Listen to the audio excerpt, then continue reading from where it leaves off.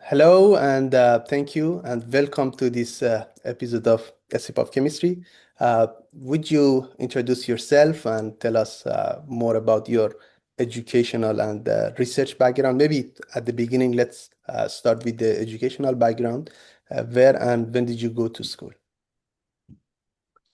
Well, first of all, I'm Rob Tycko, and my educational background, well, I grew up mostly in the New York area, went to high school on Long Island, Mhm. and then went to college at Princeton University, graduating in 1980, and then went to Berkeley, UC, University of California at Berkeley for my PhD in chemistry, physical chemistry, which I finished in 1984. So After I can yeah, go on. After that, I yeah, spent 2 years doing a postdoctoral research in Stan Opella's lab at the University of Pennsylvania, and then I moved on to my first independent position after that, which we can talk about in a few Yeah, of minutes. course. Yeah, of course.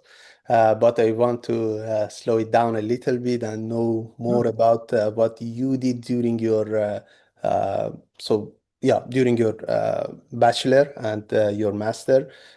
So what was you did chemistry, right, during your bachelor? Yeah, I was a chemistry major. I took chemistry classes. I took also, a fair amount of physics and math classes, some engineering classes, and then some other literature, humanities, things like that. But in the end, I was a chemistry major. I can tell you the reason I ended up being a chemistry major actually was Yeah. when I was taking physics uh, in my second year in college. I took a very difficult physics class in classical mechanics. Um, and I did very well in the class, but I found that I was just spending a lot of time, solving math problems having to do with balls rolling down planes or tops spinning like that. And I wanted to learn something more about real stuff. Yeah. And, so that's why I ended up majoring in chemistry as opposed to physics or some other field, because it was a field that allowed you to study real things, and at the same time you could learn physical sciences that way. Okay, yeah, it's interesting because I don't see NMR that much real. For me, NMR is very abstract, but it's interesting that you would like to do something real. Um, so, did you do a honor project or something like that? Yes, and my senior year, my junior year, I was working in sort of laboratories throughout my undergraduate experience. I had a paid job working in the physics department, working for an electrical engineer who was building electronic circuits for high energy physics experiments, elementary particle physics experiments. So I got a lot of experience with putting circuits together and soldering, and which I had actually done since I was young. But Hmm. uh, but that was a paid job, so I did that to make money. And then in my junior year, I started working in a uh, ultra high vacuum surface chemistry lab, and I thought that would be interesting. But then I decided I wanted to work on something that was biologically related. So my senior year, I worked on a project that involving photosynthesis, and this is where I got exposed to magnetic resonance in the first place. I was doing electron paramagnetic resonance experiments on spinach chloroplasts. It was a fun project. I grew the spinach myself and then prepared the chloroplasts, and it was actually an optically it was an sort of an optical magnetic resonance experiment involving uh, chemically induced dynamic electron polarization. So these are things that Yeah. there's these sort of combinations of optical spectroscopy and or optical excitation with magnetic resonance is something that keeps coming up over and over again in magnetic resonance research. And I think there's a resurgence of interest in those kinds of things now, but it's been going on for many decades. And I've done a variety of experiments like that. And this was the first combining lasers, pulsed lasers with magnetic resonance observations. Um, Yeah, very there interesting. was these interesting effects, electron spin polarization effects involved in the electron transfer processes and photosynthesis, which I didn't actually know very much about it at the time. I was just an undergraduate. I still don't know very much about it, but that was my introduction to magnetic resonance. Yeah, interesting. That I wanted to ask this question that how much you knew about it, but yeah, it's totally So I tried to, I read in the course of doing that work, I started reading a little bit about magnetic resonance and actually about mm, chemically induced dynamic electron polarization theory and stuff like this. And again, I didn't really understand it in any depth at all, but it seemed like it was kind of interesting. And the fact that it involved some theory and some mathematics is something yeah, that appealed to me because I've basically the reason I became a scientist is because I like math and I like building things. I like working with my hands. yeah, yeah, And so this was a sort of a combination. This was an area, so I was attracted to that. This was a combination where I could do things with my hands, play around with electronics, microwave equipment, growing spinach. And also there was some mathematics, which I hadn't learned yet, but it looked like there was, that was something I might want to learn. yeah. So, what did you learn about spinach at the time? Is there anything interesting that you would like to? Oh, I don't know. I can't. I don't even remember very much about what the point. It has something to do with the mechanism of electron transfer and Mm, photosynthesis. But this was interesting. many, many, many years ago. So Yeah, 1979, 1980. yeah. I think you briefly mentioned why you liked NMR and all this stuff, but uh, you did several. I mean, you worked in different labs during your bachelor, and you uh, were interested in NMR specifically.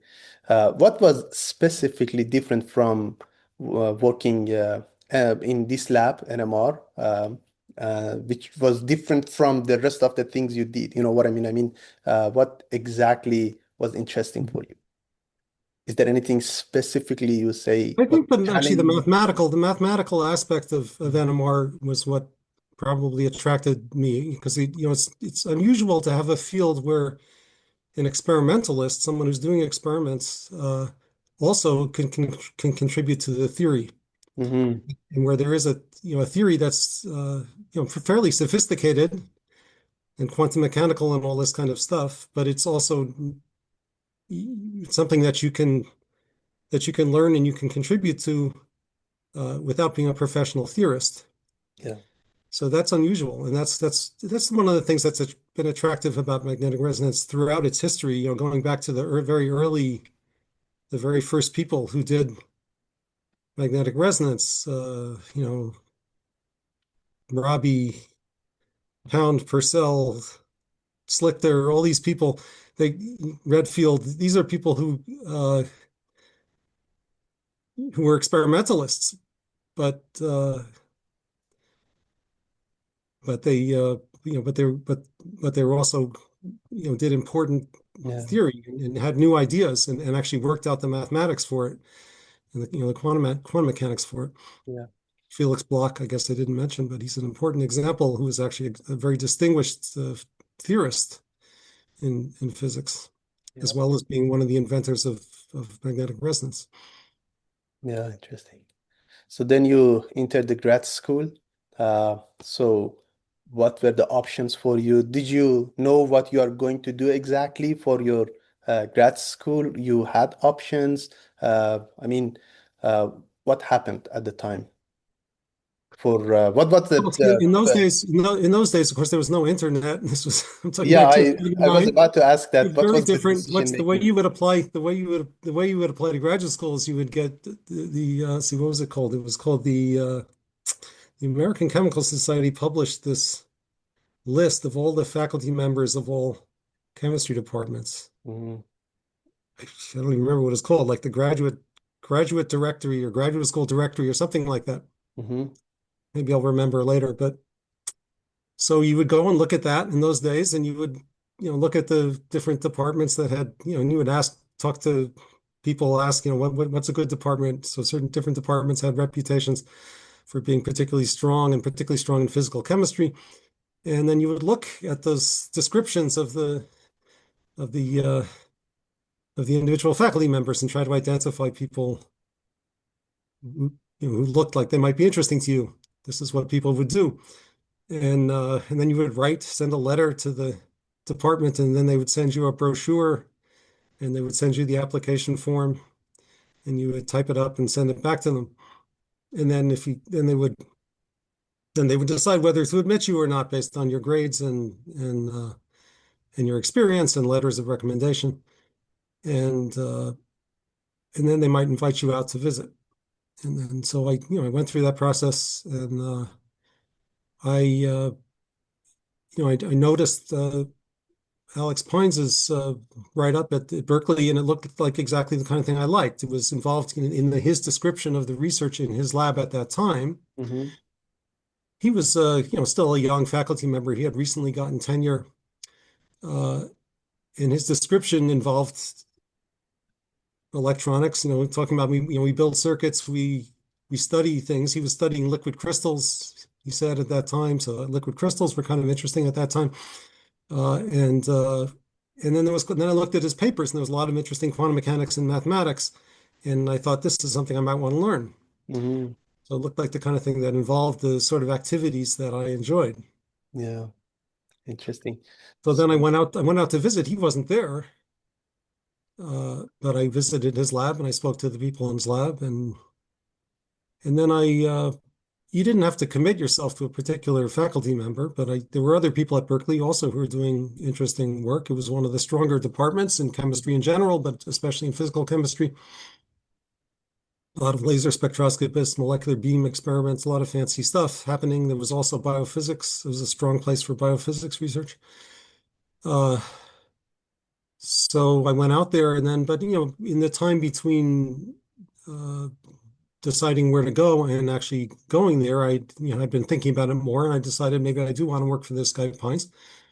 So I went out there, and they gave you a short amount of time. You had 10 weeks at Berkeley to decide which group to join. mm-hmm. So I visited various groups. I spoke to the other graduate students who were already there, who had already been there for a few years in various groups, and decided that I wanted to work in the Pines lab and learn more magnetic resonance. Yeah, interesting. So, which projects you've worked on? What was your thesis about? Yeah, so one thing, the interesting thing about the way Alex Pines ran his group in those days, and maybe throughout, I mean, he had a long career after that. Uh, so I was kind of like I don't know, second or third generation of students. He had only been there for, I don't know, less than 8 years, I guess, when I went out there.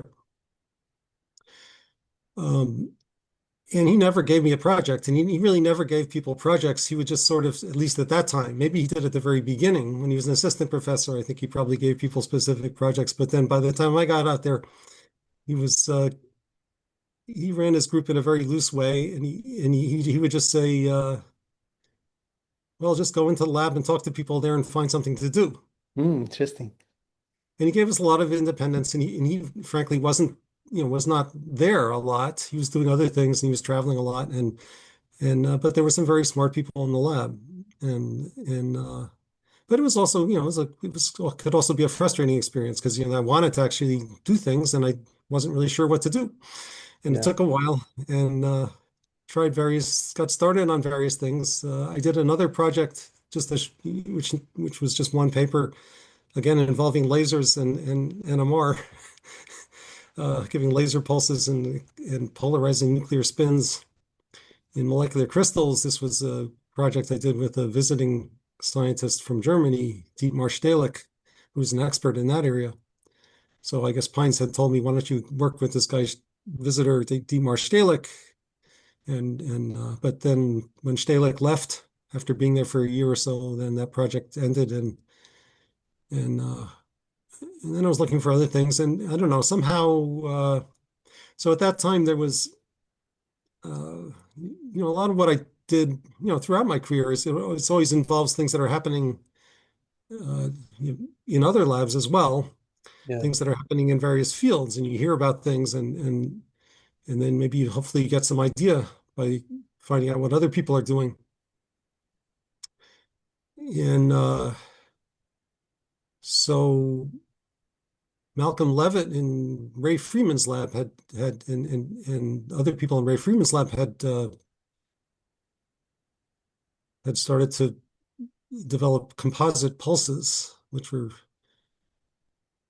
pulse sequences that accomplish the same thing as a single 90-degree or 180-degree pulse, but do it over larger bandwidths or larger ranges of variations in the parameters, the RF field strengths or the resonance offsets or other things like that. And that seemed interesting. And then I had some ideas about different ways of deriving those pulse sequences. And that ended up being most of what my thesis was about. So it ended up being mostly mathematical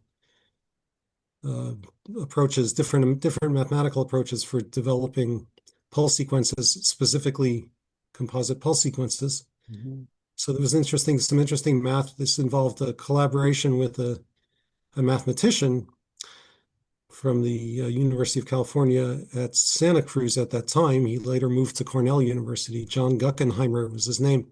He was an expert in something called nonlinear dynamics, mathematical nonlinear dynamics. And somehow Alex Pines met this guy and invited him to come talk to us about some vague ideas that Alex had about composite pulses or other things about pulse sequence developments. And so we had a few conversations, and there was a lot of ideas that didn't really make a lot of sense. And then and then over the summer or something, Alex Pines went away on a combination of vacation and lecture tour. And meanwhile, I continued to interact with this guy, John Guckenheimer. And then we actually came up with something that made sense, a different way of generating pulse sequences by iterative methods that was related to, or at least a different way of understanding mathematically how those sequences work, Mhm. uh, how those iterative approaches work. And that actually turned out to be quite interesting. And when Alex Pines came back from vacation, he said, I explained to him what we were working on. He was kind of annoyed because he didn't want me to work on. He had some other idea that he was trying to get this guy John Guckenheimer to think about, and he said, "Why did you were supposed to talk to him about this other thing?" Something like that. I said, "Well, I don't know. That didn't make sense. So so so here's something that actually works." And Interesting. that ended up being my thesis. And so did you do your master's and then did your PhD, or it was combined? There How was was no it? masters. Yeah, at that time at Berkeley, I mean, if you decided not to continue to get a PhD, then you would get a master's degree. Mm, But but most people who got PhDs in chemistry at that time anyway would mhm. just get the PhD. Yeah. So uh, at this point, I would love to talk. Use this opportunity to talk about Alex Pine. He's one of the pioneers in NMR spectroscopy, and sadly, we actually lost him 2024, I guess. Yeah, in 2024, he passed away. So, would you like to talk about him a little bit? Is it fine or? Yeah, well, I mean, I already told you a little bit about my experiences with him, Yeah, which is yeah, sort of typical of my experience. That was sort of typical at that time of actually being in his lab, the way my own PhD experience transpired. yeah. Uh, but more than that, he had a lot. He was a complicated person, had many strengths, many appealing aspects. He was a very charismatic person. He was had a very uniquely strong personality, but a personality that was not offensive to people. So he had a strong personality that made other people want to be with him. Mm, That people were just happy to interact with him because he had a lot of charm. He was a good storyteller. He said nice things to people. He didn't say anything mean about other people. He was supportive of his students. Wrote ecstatic letters about everybody. Um, and he was he had a very active mind, very smart, very quick to understand things. mm. And, if you suggested, you mentioned some topic, he would immediately say, "Oh, this is my idea about that topic." And this is, uh, Interesting. yeah, so he was a very unique individual. And I think, because both, in a large part due to his personal, just his personal characteristics. He attracted smart young people, built up a very large group. It was Mm, also being in Berkeley, it was an interesting, pleasant place to be. So he attracted. When I was in his lab, it was primarily graduate students. As time went on, he started to get more postdocs, people coming from around the world who already had their PhD, mhm. wanting to join his lab. His lab got much larger. I think, I don't know, I would just see the pictures when he would give lectures. He would show a photograph of his group, and there was, 20, 30, 40 people or something like that is the way it seemed. When Yeah. I was in the lab, it was much smaller.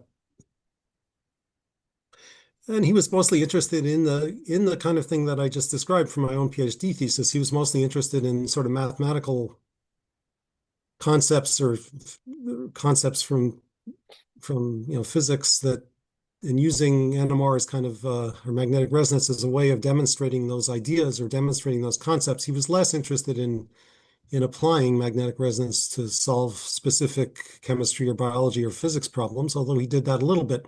That wasn't really the main focus of his work. It was mostly technique development, but actually he wasn't that interested really in developing techniques that would be widely used. I mean, for the most part, he wanted to develop techniques that illustrated some new mathematical idea.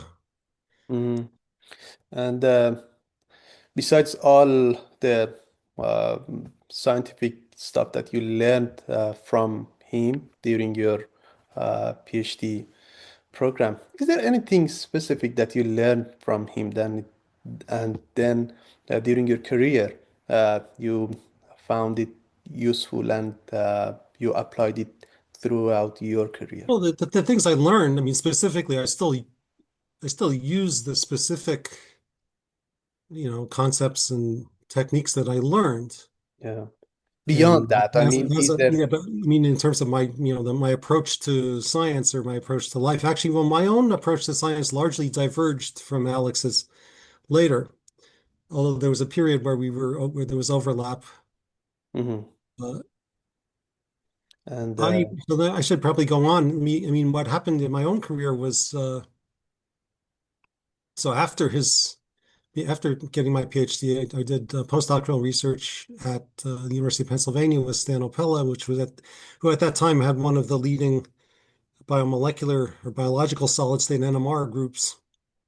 So I mhm, wanted to do that specifically because I wanted to start studying some real stuff.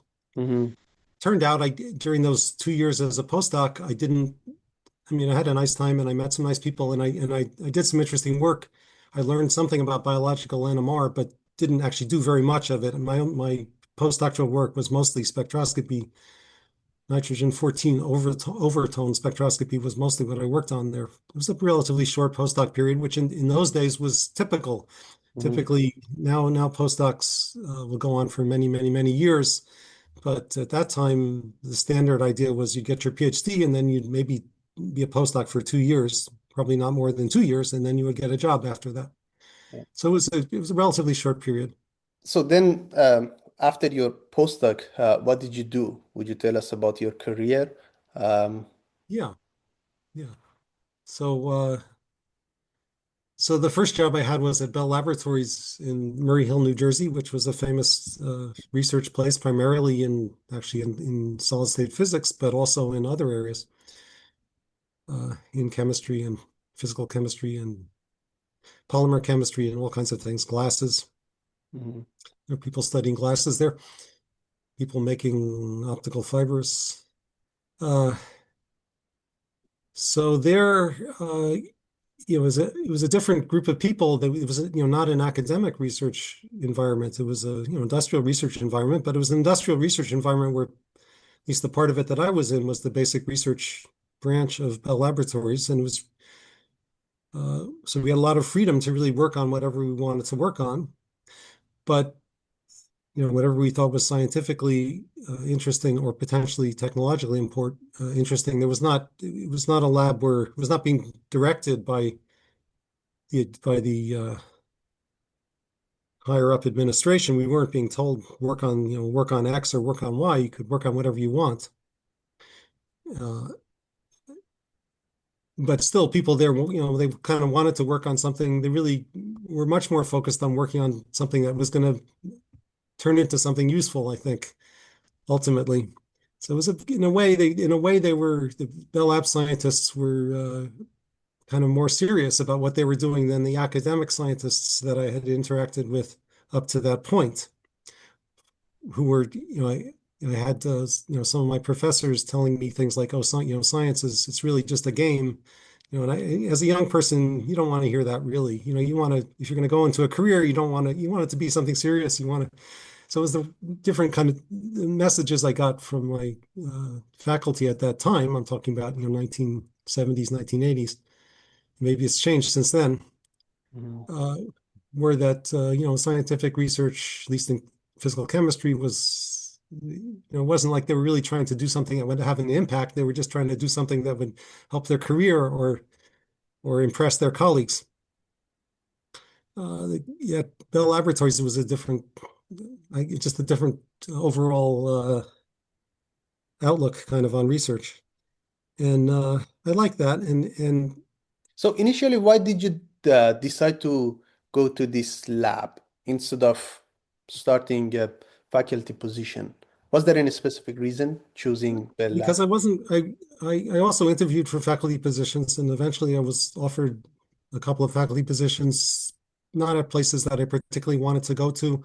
Mm-hmm. And also, I just wasn't, I've never been a faculty member. So I've had two jobs, one of them at Bell Laboratories and then at the NIH, where I'm currently working, where I've been working for the past 30 something years. Mm-hmm. So neither of these are faculty positions. So I'm not a professor, just a scientist. And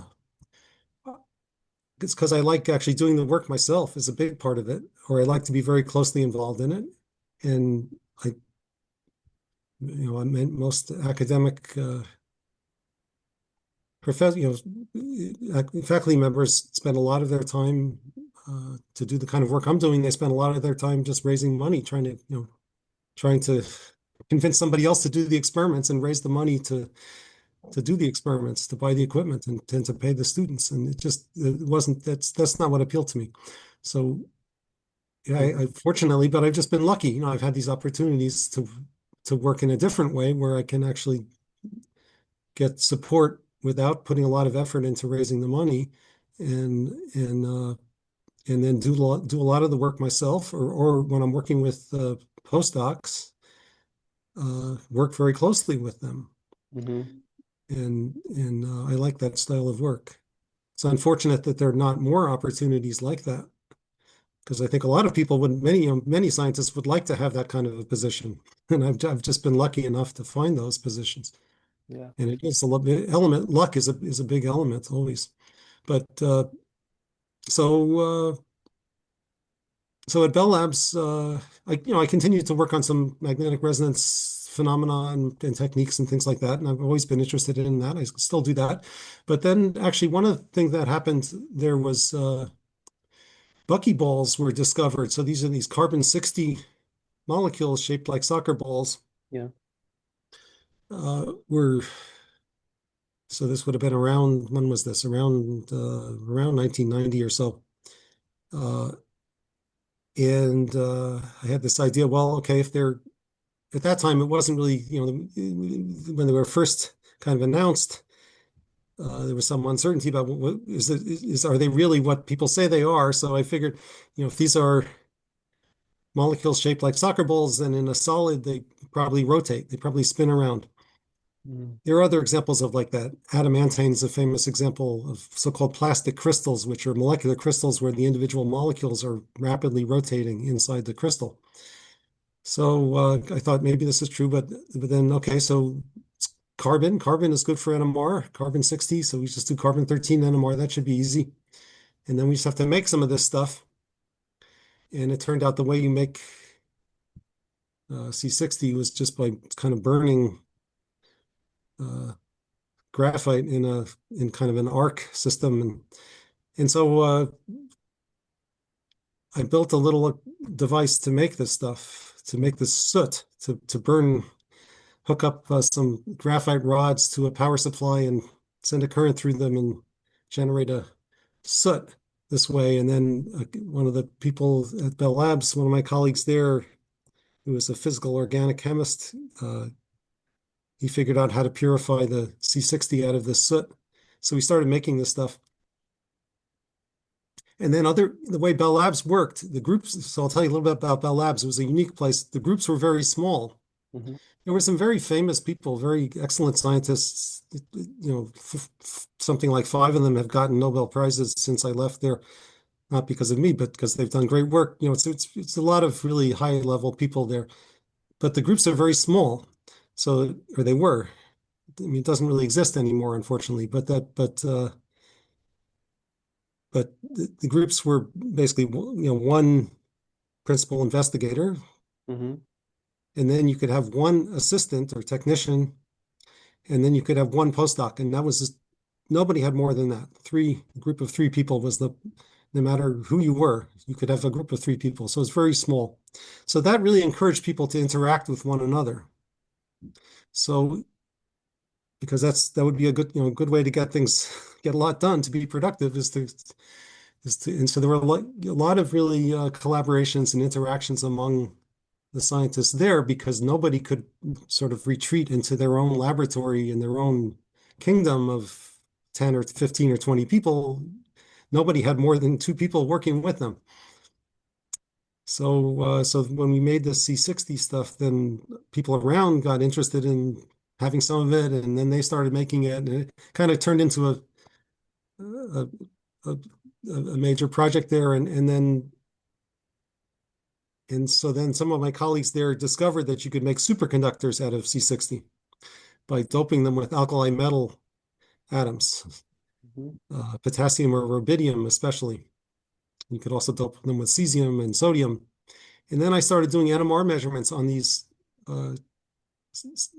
so-called alkali fullerenes, C60, solid C60 that's doped with these alkali metal ions, which then that gives them interesting electronic properties. And then I started doing the NMR on measurements on those samples. And the NMR measurements were mostly very simple, just measuring spectra, measuring T1 relaxation times as a function of temperature, as a function of the composition of the sample. And what I discovered is that you can really learn a lot about these materials by doing some rather simple NMR measurements, not necessarily using complicated pulse sequences or sophisticated methods, basic magnetic resonance methods.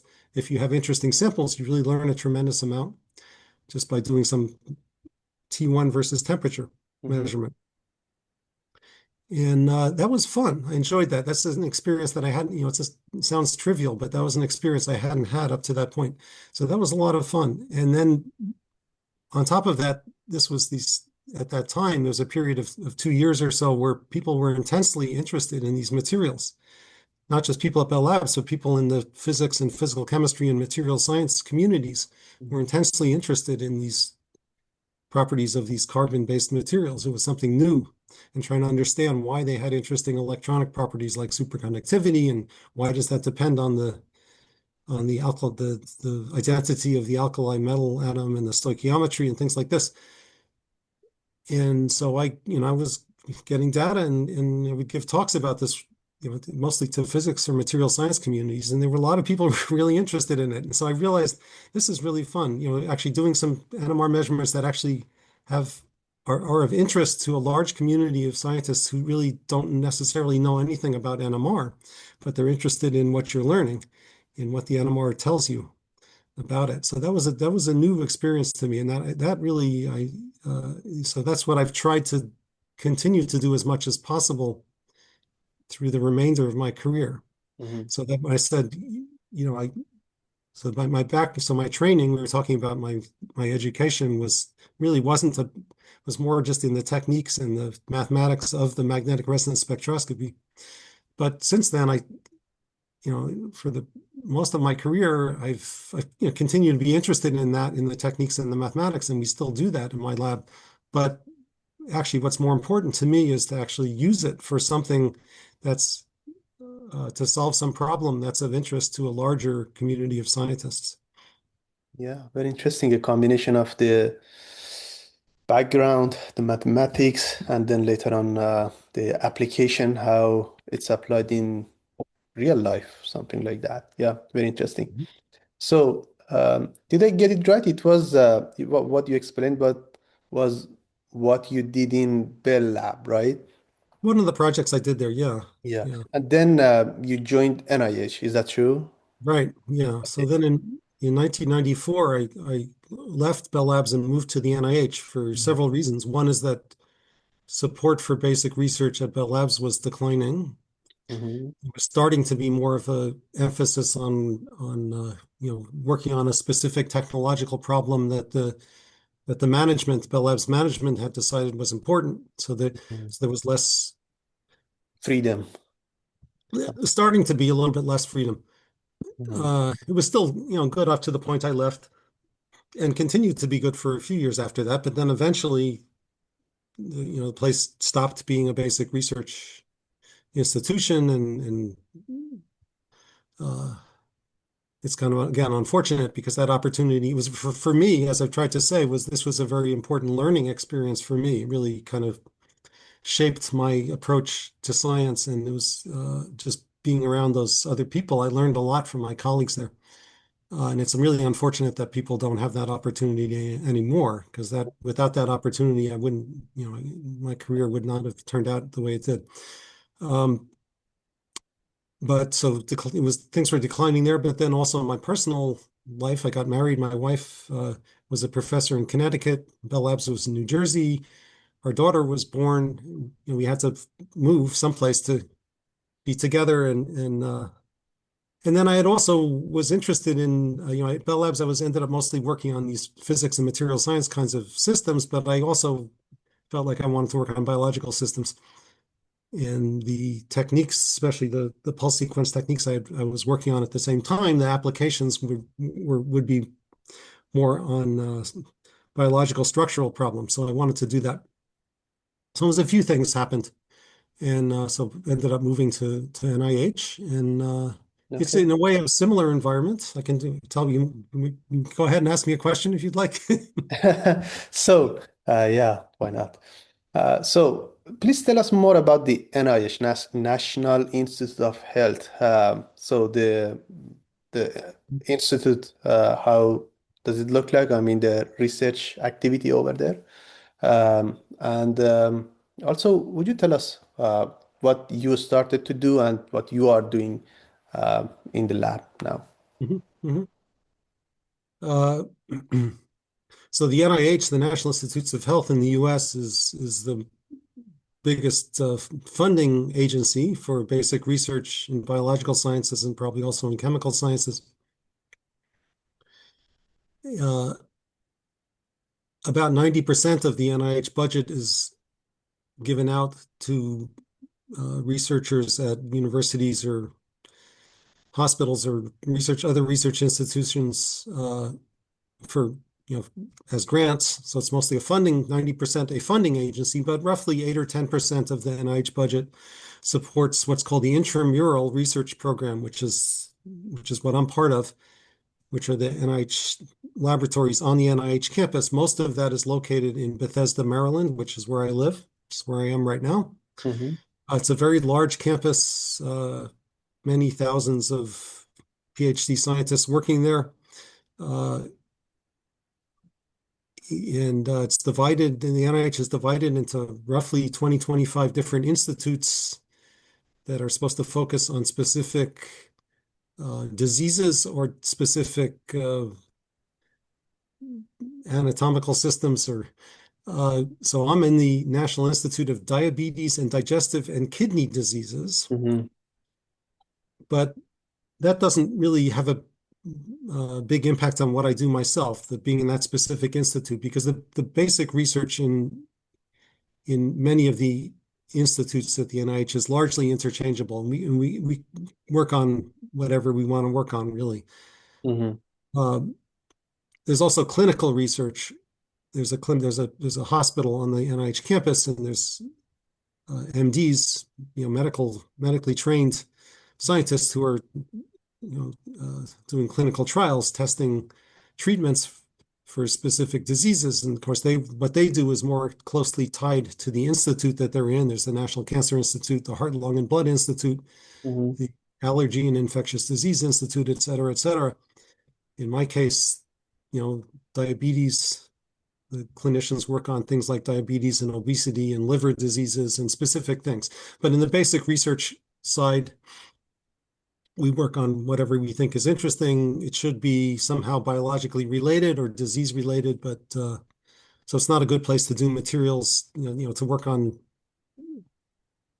glasses or superconducting materials. But for studying, basic biological or biophysics, structural biology, biophysics, those kinds of things, that NIH is a good place to do that.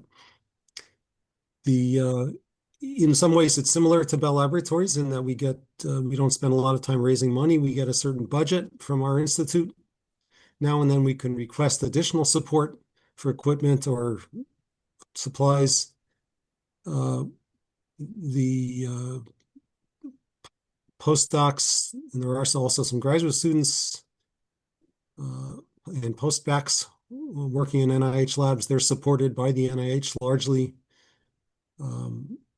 So again, it's an environment where I can focus on doing the research, and Mm-hmm. some of which I do myself and some of which I do together with my postdocs. Mm-hmm. A quick And question. Do you need to, you don't need to apply for grants, right? As you said, a specific portion of the grant from NIH, it automatically goes to the labs that you work in, right? yeah, my institute has a certain amount of, I don't know, I think in my institute, it's about 8% of my institute's budget supports the intramural research program. Mm. Intramural research program is headed by a scientific director. There's a particular individual called the scientific director, and the scientific director ultimately decides how to divide the money among the different laboratories. Okay. And that's in principle based on your productivity and the impact of your work. Mm-hmm. But it's fairly stable. It's been a fairly stable support over many years. Okay. So what are you working on? What Yeah. are the projects that are actively involved in? So at the NIH, after being there so I moved there in 1994. After being there for about 4 or 5 years, I started a project to investigate the molecular structures of amyloid fibrils, which are these filamentous peptide or protein assemblies that are involved in neurodegenerative diseases like Alzheimer's disease, where these amyloid fibrils form in the brain tissue and somehow contribute to the disease, maybe cause the disease or something. It's still, the medical aspects of it are still somewhat murky, really. But around 1998, I started working on this because I had a visitor in my lab from Sweden, whose name is Oleg Ansutkin, Mm-hmm. and he had expressed interest in coming to my lab originally as a postdoc, but then he got a position in Sweden, so he didn't come as a postdoc right away, but he did come as a visitor, as a visiting scientist, and he had gotten support from a Swedish funding agency. He was going to apply for support from a Swedish funding agency to allow him to come to my lab, and he needed a project, and I suggested that he write a proposal that somehow involved the amyloid beta peptide, which is the peptide that forms amyloid fibrils in the brain tissue of Alzheimer's disease patients. His proposal was actually not about amyloid fibrils, but it was about ion channels, that because it had been shown that by other people at the NIH that the amyloid beta peptide can form pores or ion channels in biological membranes. And they had a structural model for these pores formed by the amyloid beta peptide.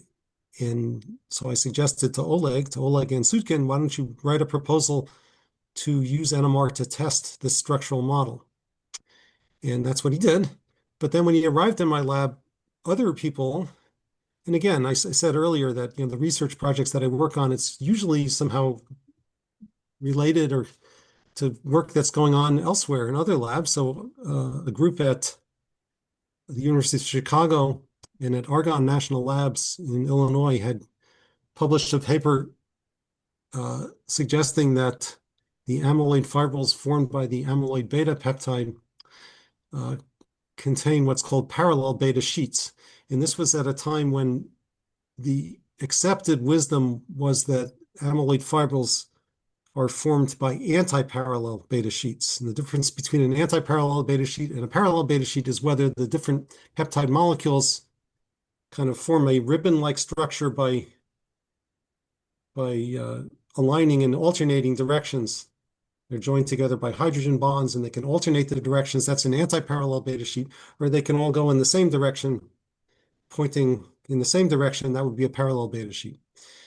And so these people at University of Chicago, David Lin, Steve Meredith, and Bob Botto, used some solid-state NMR measurements to support the idea that these might be parallel beta sheets. This was very controversial at that time. The people who had been studying amyloid fibrils previously didn't believe what they were claiming. So I thought, well, we should test this ourselves in a different way. So Oleg and I did some experiments using a different solid-state NMR technique that also showed that these are parallel beta sheets. And we actually extended the work from the University of Chicago group was actually looking at a particular segment of the amyloid beta peptide, a 26 amino acid segment. The full length peptide is 40 to 42 amino acids in length. So Oleg also made samples of the 40 and 42 amino acid amyloid beta peptide, and we did measurements on those and showed that those are parallel. So that got us started. So amyloid fibrils are, at that time, they still are, very interesting because of the importance of neurodegenerative diseases and also just for basic biophysics reasons, biophysical chemistry reasons, trying to understand what they are. In 1998, when we started working on amyloid fibrils, really, there was very little information about what they really were at the molecular level. So in a way, it was kind of a material science kind of problem, really. You have this stuff, you can see it in an electron microscope image at that time. You could sort of see that you have these filaments. So that was well known. You could do other kinds of measurements like X-ray fiber diffraction, which told you that they have beta sheets in them, but didn't tell you anything else. And you could do other kinds of measurements, infrared spectroscopy. That didn't really say very much. So but here was a system, but there was a lot of interest because these are really biomedically important and also interesting from the standpoint of fundamental protein biophysics. Protein aggregation is an important topic in protein biophysics. So there's a big community of people interested in this kind of thing. And here was a case where, we could actually, solid-state NMR in principle could answer this. And that's the kind of thing I look for. And these kinds of opportunities don't really come along very often in science, but here was an opportunity to actually do something using the things that we knew how to do. We knew these solid-state NMR techniques. We had the equipment to do it. We could actually make these samples ourselves. It turns out it's not so hard to actually make these amyloid beta peptides just synthetically. And so then that went on and it continued for that project for 20 years. And we really learned a lot, especially at the beginning, just the fundamental aspects of these amyloid fibril structures. And so that was an important contribution, I think. Yeah, that was my next question, which you Yeah, already answered that. right. What do you think is your most important contribution, and how has your research improved our understanding of these Yeah. diseases like AIDS, diabetes, and all these things? Well, I think in the amyloid case, what we did was mainly is I think with solid-state NMR, we basically elucidated the fundamental structural properties of amyloid fibrils.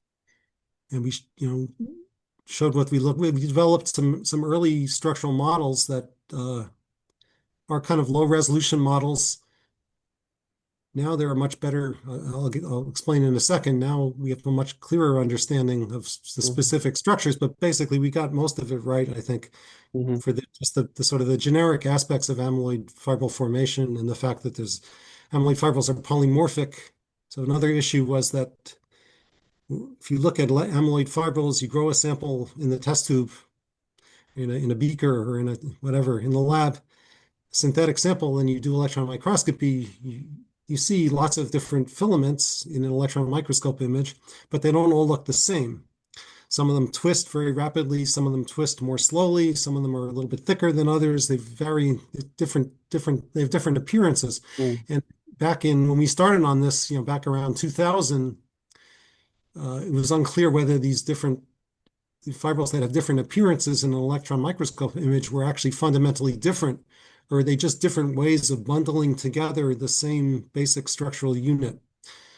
And from the NMR, we could tell that uh, they're really different. And this was mostly the work of a former postdoc, Ani Petkova, Mhm. who found that by just varying the growth conditions in the laboratory slightly, slight variation in the growth conditions, you could get fibrils that looked one way, 90% of them had one appearance or 90% had a different appearance. And then recording solid state NMR spectra, they had different chemical shifts. Mhm. So we know as chemists and as NMR people, chemical shifts are, if you have two samples with different chemical shifts, it's a different structure. Mhm. So so and then we could show that the structures propagate from one generation to another. You can grow fibrils, you can break them into small fragments by sonicating them, and those small fragments can act as seeds. You can then grow more fibrils from those seeds, and when you do this seeded fibril growth, the structure propagates. So if you have two different samples, structure A, structure B, you can generate seeds from A or seeds from B, and then the fibrils that grow from A have structure A, and fibrils that grow from B have structure B. So the structures are self-propagating, which is also interesting biologically because there's some phenomena in biology that involve self-propagation of filamentous structures, in particular what's called prion diseases. Mhm. So this was something that we could demonstrate quite clearly from NMR that otherwise wasn't so clear. And then this polymorphism continues to be an important thing. Yeah. People are still studying this, and does it matter is there biological consequences of having one structure versus another structure? Uh, so Yeah. this had an impact. Now I should say that impact is now fading. And this is another thing you learn about science. You work on something and you make a big splash on something, but Yeah. it doesn't last forever because other things come along. So then Yeah. techniques change, people learn new things, so that I think the impact of our work is in the amyloid field is starting to fade a little bit, partly because it was done a while ago and it's not new anymore. Mhm. And then now electron microscopy methods have improved to the point where you can actually determine complete fibril structures from electron microscopy.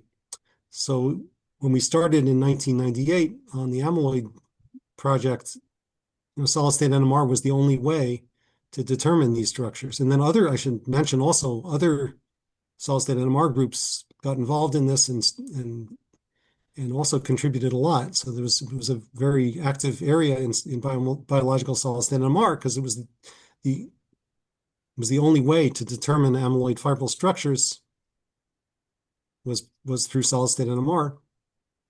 Yeah. And so this was and people cared about those structures. So this was an important research area for many groups in solid state NMR. Yeah.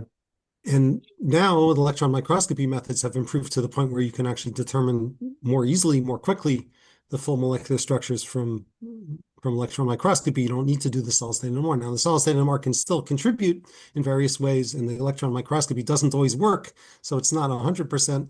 But the emphasis of the field has kind of shifted to electron microscopy away from solid state NMR.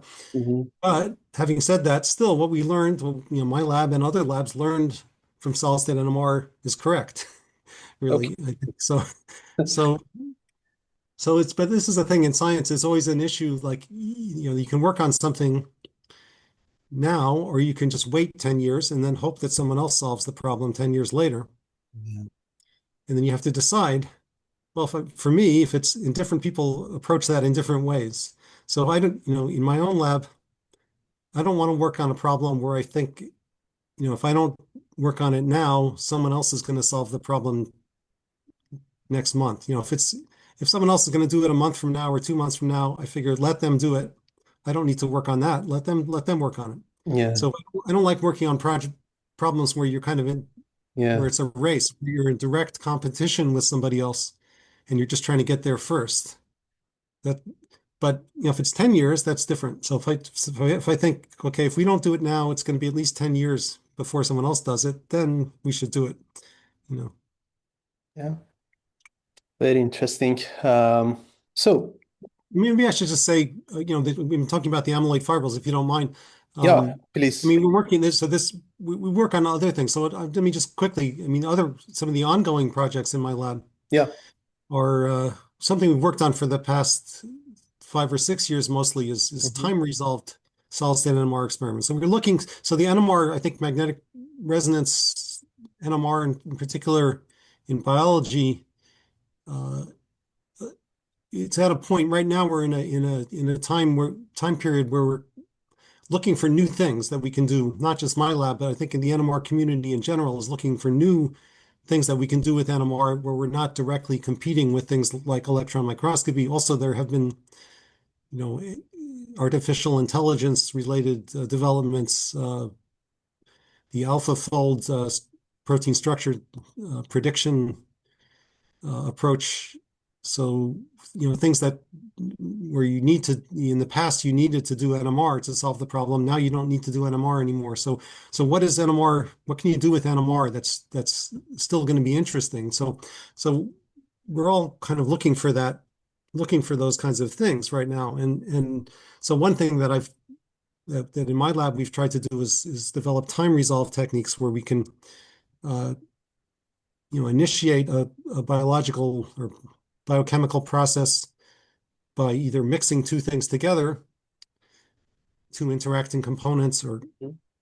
rapidly mixing to change pH or denaturing concentration, to initiate some structural evolution process where structures are changing in some way, and then trap intermediates by rapidly freezing, and then do low temperature solid state NMR measurements to characterize the structures of these intermediates. And so we've developed ways of doing that kind of on the millisecond timescale.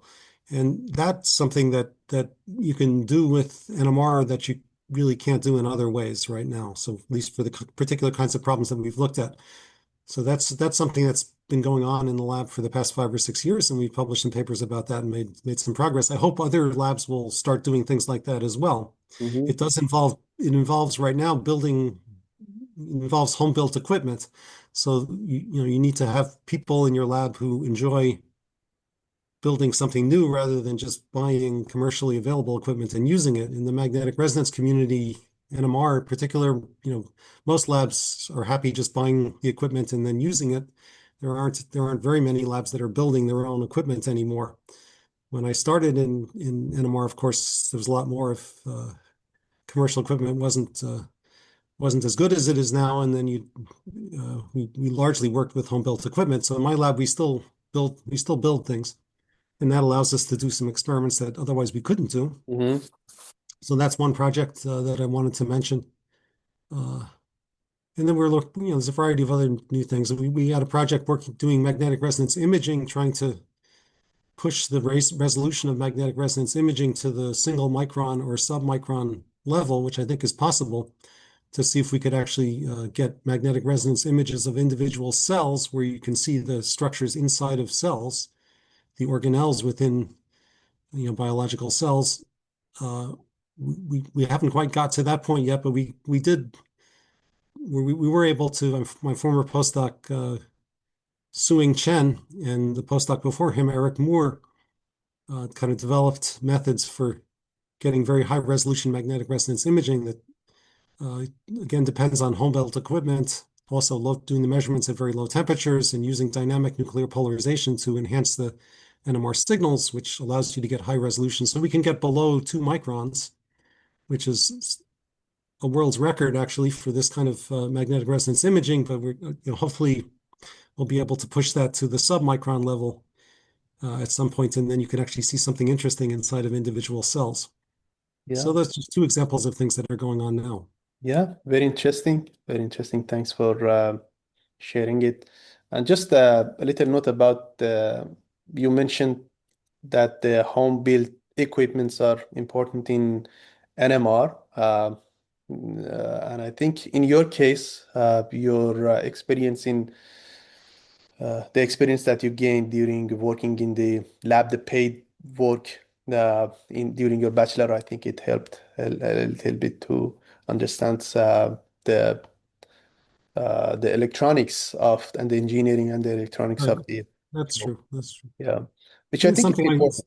Yeah, but the NMR, I think it's very it's multidimensional, right? The electronics, engineering, the chemistry that you are, the chemistry of the material that you are studying, or the physics, mathematics behind the NMR, all these things someone should have in hand to better understand what they are doing. yes. So my next question is also related to the engineering of engineering of the probes. I mean the engineering behind the probes. So engineers they make the probes, right? So and my question is that are they getting consultations from chemists, biologists in order to make a probe? So because there are different types of samples introduced to the magnet, right? We throw in biological samples, glasses, inorganic materials, uh, Hmm. so to get the information about them. So, and I guess the response should be a little bit different. So, do they get the consultations, or they just make the probe based on the known, um, I mean, the known physics and designing aspects? Again, I hope this question is clear. I Yeah, can. it's a clear. I mean, the question is clear. I'm not sure I know the answer in all cases. I mean, the Brooker Company or the JEOL Company or some other those companies. I don't know how they decide which probes to make. I'm not. I mean, it could be that they actually specifically consult with people in the field who are leaders in the field. I think that the customers will request something. The customers, call them up or see them at a conference and say, I really need a probe that will do a certain thing.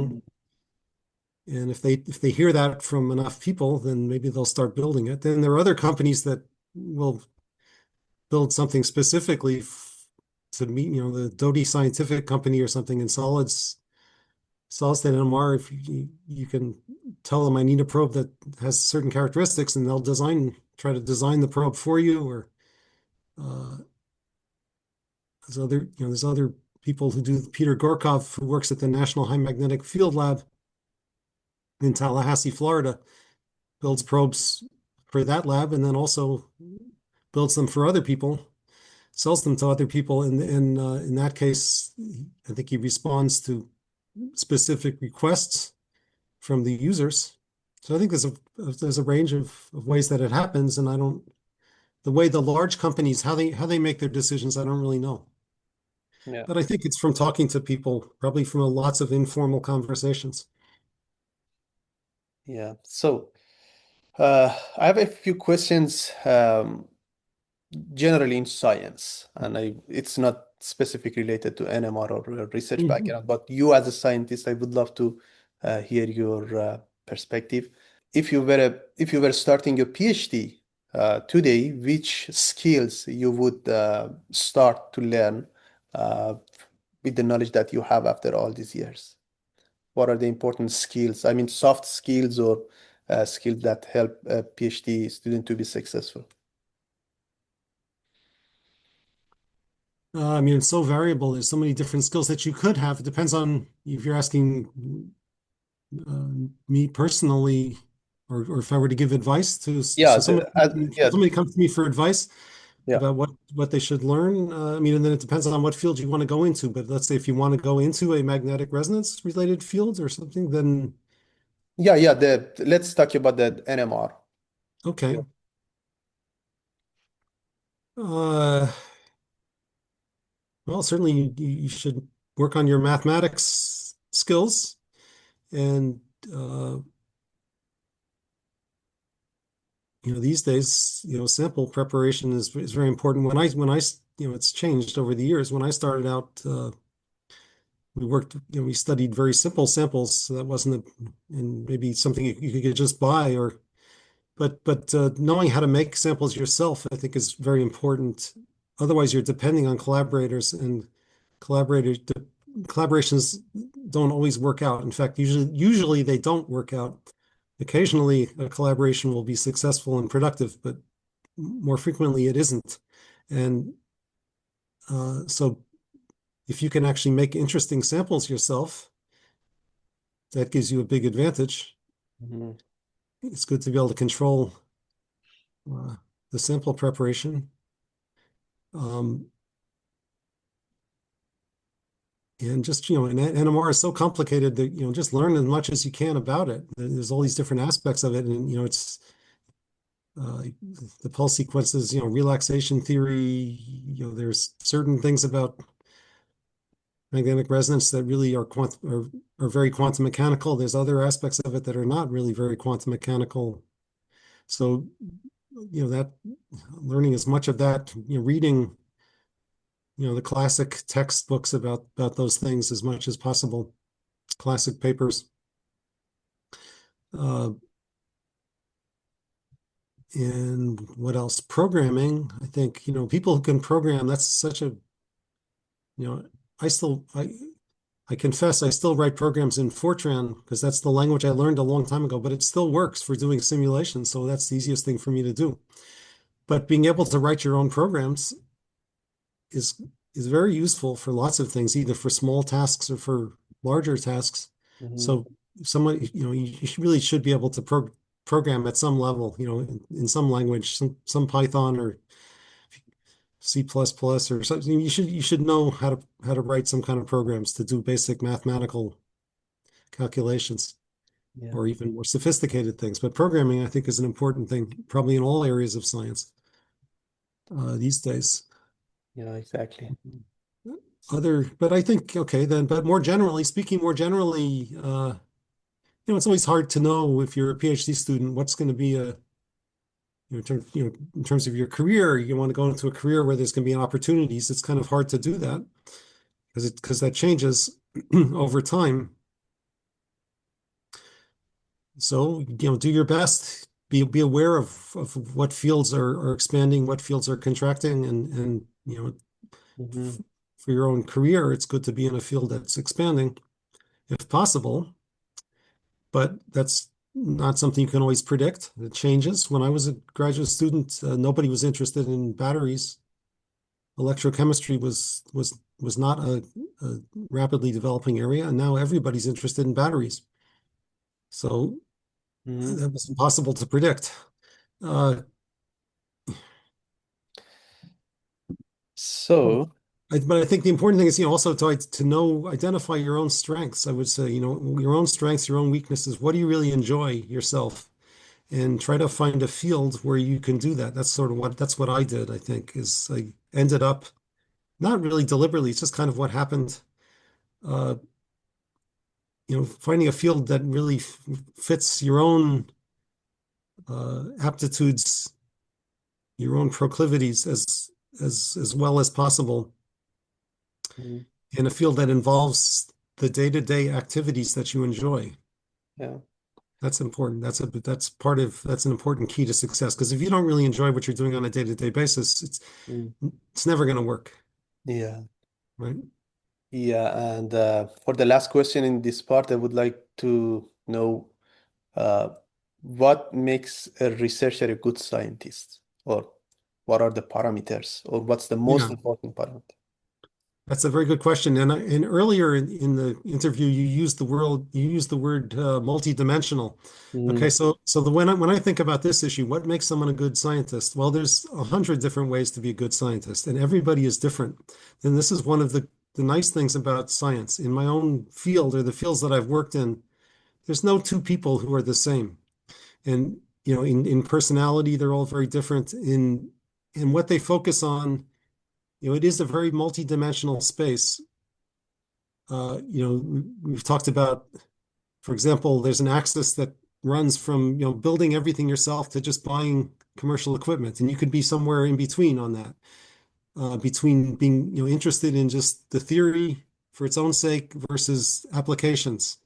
That's another axis. And then are you interested in just doing work that appeals to your own small community, or do you want to try to do work that appeals to a broader community that maybe doesn't understand the details of anything you do, but they're just interested in the result? So that's another axis. So there's all these different axes. And everybody is in a different place in that space. And all the successful scientists I know are, everybody's in a different, there's lots of ways to succeed, of course, lots of ways to fail. And everybody's in a different point in that space, I think. And yeah, it's important, which is a nice thing. That's a good thing. So yeah, there's flexibility there. So I don't think there's one, but really, of course, really, the really great scientists are very, also focused and they work hard. exactly. Yeah, Some way or hardworking. another, some way or another, they put in a lot of time. Mhm. But I think and it has to be to be really successful in basic research. Uh, it's not just a 9 to 5 or an 8 to 6 kind of 5 day a week thing. Yeah, I mean, you have to put in the time, in the lab or in your office or whatever. But then there's all this other time when you're, on the weekend, in the evening, whatever.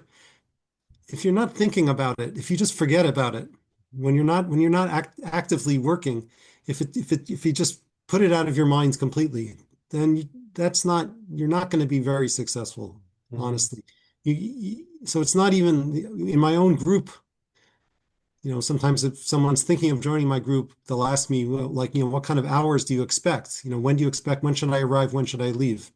And I mm, tell them I don't keep track of that. And I really don't. I don't, some people get in early, some people get in late, some people work late, some people work on weekends. Sometimes you'll have to work on weekends, something, but that's not the really the key to success, to being productive is also whether you think about it when you're at home and you're just exactly. sitting there eating dinner, or after dinner, you're sitting in the chair and what are you thinking about? If you're not, because that's you should be thinking about it because you're doing research, there's always a problem that you're trying to solve, right? Something's always not working right, or you're not sure how to do something. This is research.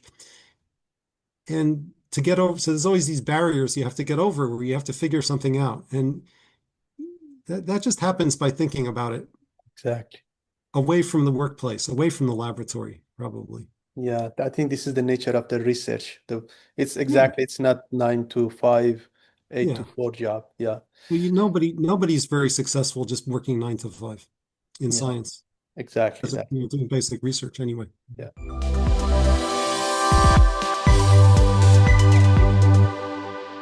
So let's move to beyond the lab. I would like to ask a few questions about the personal aspects of your life. What do you do in your spare time? Okay, so I mean, my main hobby is playing music. Hmm. What do you So play? I play mostly clarinet these days. I play saxophone. Hmm. Used to play drums. I play the keyboards, piano a little bit, not well, but mostly jazz and classical music. Hmm. Interesting. Okay, so that's an important. Hmm. It's my main hobby, and then I do other. Like as I said earlier, I like working with my hands. I build things at home. I've built furniture or renovations on the house or things like this. I enjoy that. Yeah. I read books, and then I have my family. I enjoy being with my family whenever I can. Hmm. My wife, my children are now grown. They're out of the house, but I enjoy being with them and I enjoy doing things with my wife. Okay, interesting. And what was your dream job when you were a kid? Hmm.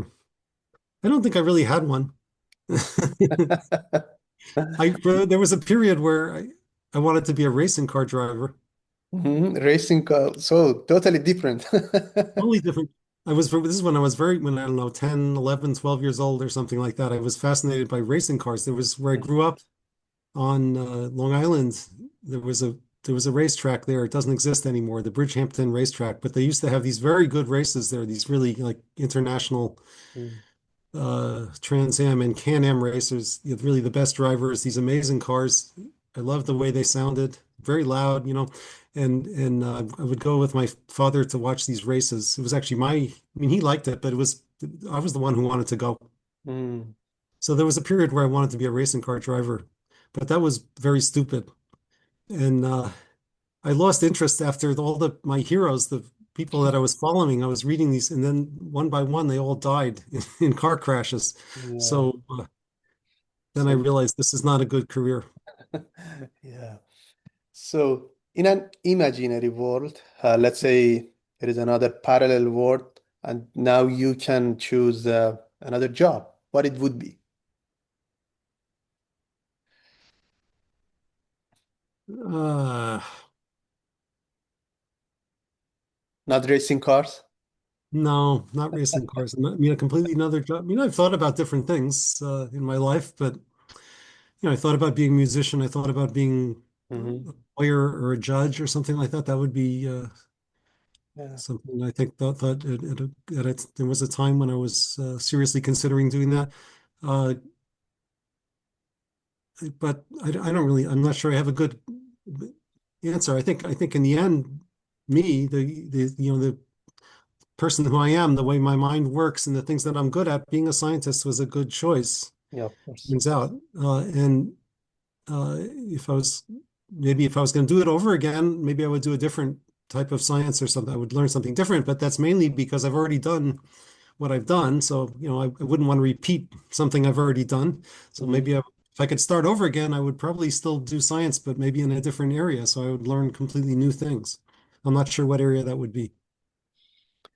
So the next question I want to ask is, do you have any regret? Maybe this question is a little bit harsh. Uh, the way that I can paraphrase is that have you made any decision and later on you wanted to know what if I chose another pathway, not something that you regret. Anyway, or maybe I just should ask, do you have any regret? No, not major regrets. I mean, you make these decisions, especially decisions you make when you're young. Hmm. Maybe in the end, they don't, maybe at each various decision points, what class am I going to take? What lab am I going to work in? Where am I going to go to school? Who am I going to spend my time with? There's various things Yeah. decisions you make along the way, especially as a young person, and not all of them are perfect, and I go back and there's some things I did that, based on what I know now, whatever, and I mean, you make them as a young person, you make them for a particular reason. And, often it's for a negative reason. You do one thing because you don't want to do something else. And, you know, Hmm. the, uh, not all those decisions were in retrospect correct, but none of them had really terrible consequences, I think. So, things turned out well. So there's nothing I really regret. Yeah. No major problem. But I've been lucky. I said earlier, you know, every, any success I've had in terms of my career, there's always a big element of luck, of being in the right place at the right time. Mm. And also in my personal life, all of this stuff, there's so much luck involved. And so I guess one piece of advice to younger people is, you have to understand that there is a lot of luck involved. You can't really plan things out exactly, especially in a research career. It's not something that you can really make a plan when you're 20 years old or 25 years old and then stick to it, and that'll work. Things always happen in unpredictable ways. Mhm. And then which also means you have to be patient. So, things, 1 year, especially you're looking for a job or something like that, maybe, or things are looking very bleak, but, maybe you just have to wait. All it takes is one piece of luck. Mhm. You just need one piece of good luck and then everything changes. Exactly. Do you use chatbots and AI for your daily activity? I am still trying to avoid that as much as possible. I know there's a lot of society is encouraging us to do that, but I'm trying to resist because I don't, this is the thing about being an older person, like things, I didn't need it before. Why do I need it now? Right? Exactly. It's a good answer, yeah.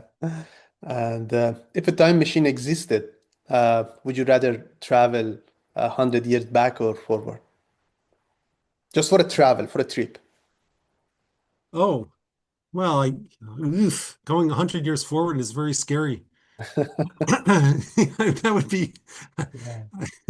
can you, I mean, what do you think? What is the world going to look like based on what we see today? Exactly. 100 years from now looks very scary.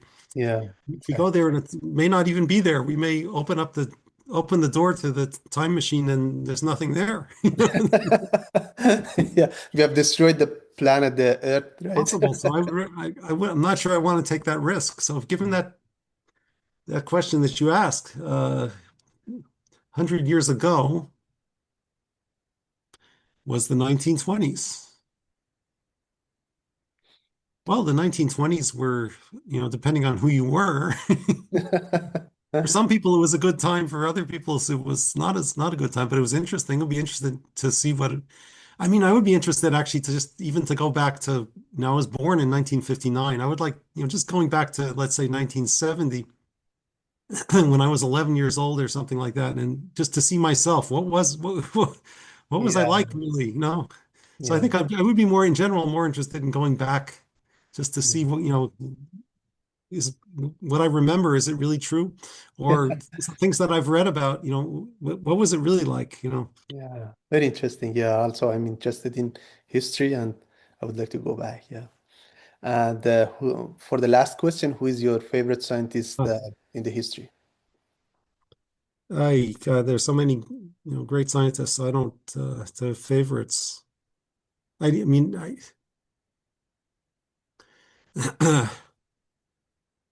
when I think about great scientists of the past, I mean, obviously there's the, famous ones like Galileo. Hmm. Michael Faraday was an amazing scientist, I think. I would like, if you talk about going past to the past, I would be interesting to go, so he was like the early 1800s in London. It would be interesting. I would like to go back to, he would give public lectures to support his lab. He would give Hmm. these lectures and people would come to hear his lectures, and he would, talk about electricity, which was a new thing, and very, whatever, in chemistry, electrochemistry, I think all kinds of things. Did all kinds of things. I would like to go back and hear one of his lectures. That Interesting. would be an interesting experience. Yeah. So yeah, Michael Faraday, although I don't know if he was somebody I would actually like as a person, but he's obviously a great scientist. And is there anything that you would like to add? And is there any comment you and other thing that you would like to talk about and I didn't ask? No, we've covered a lot. Yeah, that was great. Thanks for your insight, your perspective on different aspects, and for sharing your story. And have a great day. Thanks. Okay, thank you very much. Yeah. Bye Bye. bye. Bye.